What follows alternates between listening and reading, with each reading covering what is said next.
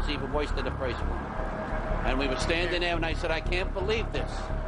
And sure enough, there it was, another plane. The plane wasn't no airline or anything. It was a twin-engine, big gray plane. About from here down, you know, maybe down to that yellow thing. Two big propellers. A few feet away from it. I never seen anything like it. I wouldn't believe that if I was so close. When you're on this building on the 56th floor, you feel like you can touch them buildings.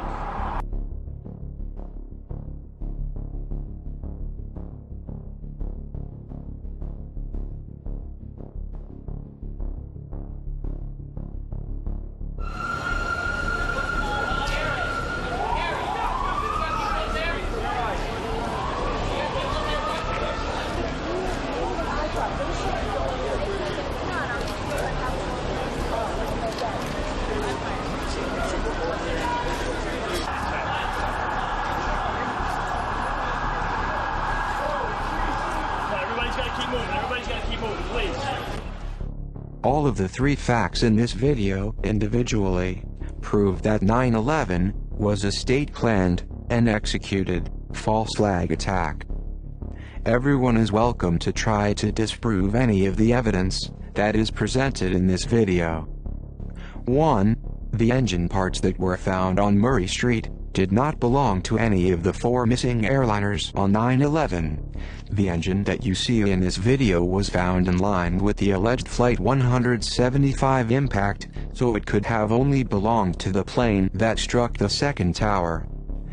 On United Airlines website, we can see what specific engine model they used on Flight 175, and it was a JT9D7R4D engine that United Airlines used on all their Boeing 767-222 models, while the engine that was found on Murray Street was a 747 engine, a JT9D7 series.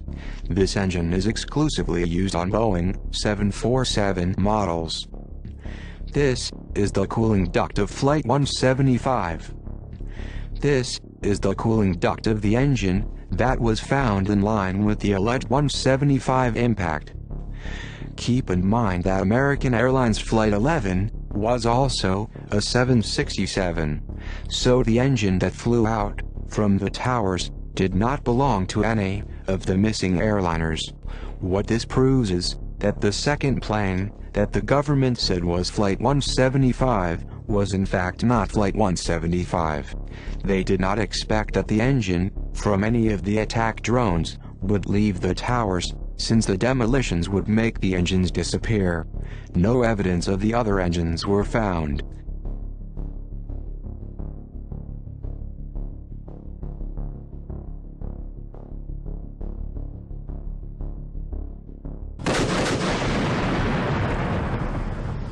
You want to call your mother or something? You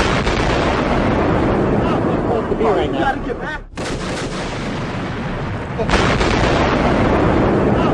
You gotta get back. I know that. You gotta get back. All right. Don't worry about me. Bomb in the building, start clearing out. Sorry, you said there's a bomb? What'd you say? Bomb in the building, start clearing out. Got it. A minute before the first demolition, pre-weakening thermite charges were set off to weaken the core. The lobby started to fill with thick white smoke. Agents did everything to prevent people filming it.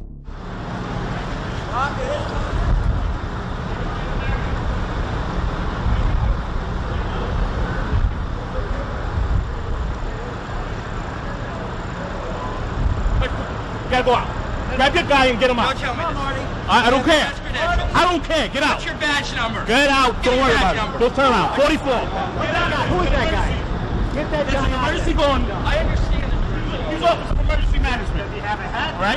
Tell your guy to go back where he's supposed to be at, or I'm going to throw him. Right. You can see the firemen assembled here, the police officers, FBI agents. You can see the two towers. A huge explosion now waiting to play on all of us.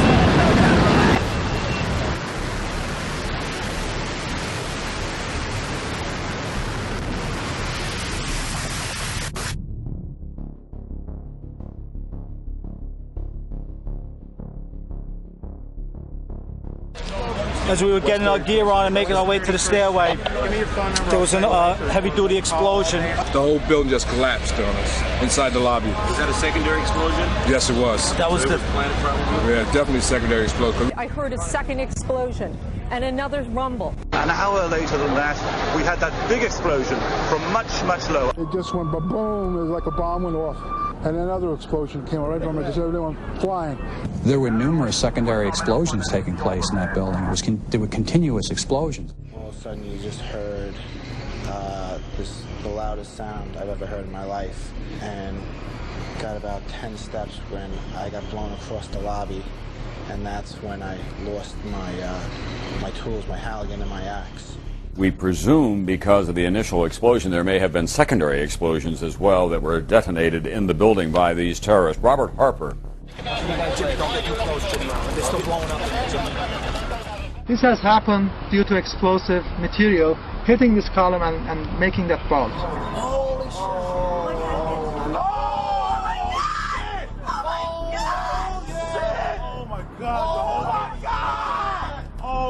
And the windows are blown away, everything is burned, even fireproofing on this floor is burned and glazed to the steel. The third and best evidence that proves 9/11 was a false flag was that molten steel was found flowing and still burning red hot, weeks after the demolitions.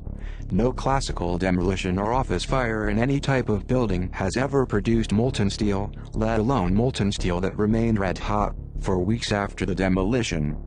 Molten steel running down the channel rails, like you're in a foundry.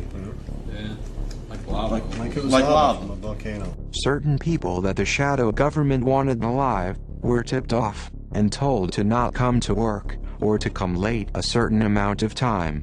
Larry Silverstein was supposed to be at a meeting at the top of one of the towers early that morning, but he never showed up. His daughter was also supposed to show up at work early on 9/11 in Building 7, but she too never showed up. Silverstein then collected several $1 billion in insurance money. That's enough money to buy a lot of people's silence. Larry Silverstein was told not to come into work. That's why him, his daughter, and his son never showed up to work on 9/11. He put an insurance policy on the buildings. Reporters, do your job, please. Ask some questions. Did I see it? No, I was supposed to be on the 82nd floor for a 9 o'clock meeting, and I was about 10 minutes late to get there. And they're telling me now that planes were going through the 82nd floor area. So I guess I was kind of covered by somebody up above. There's no way. I mean, I'm late for the meeting. Somebody told me to be that way. There's no meeting.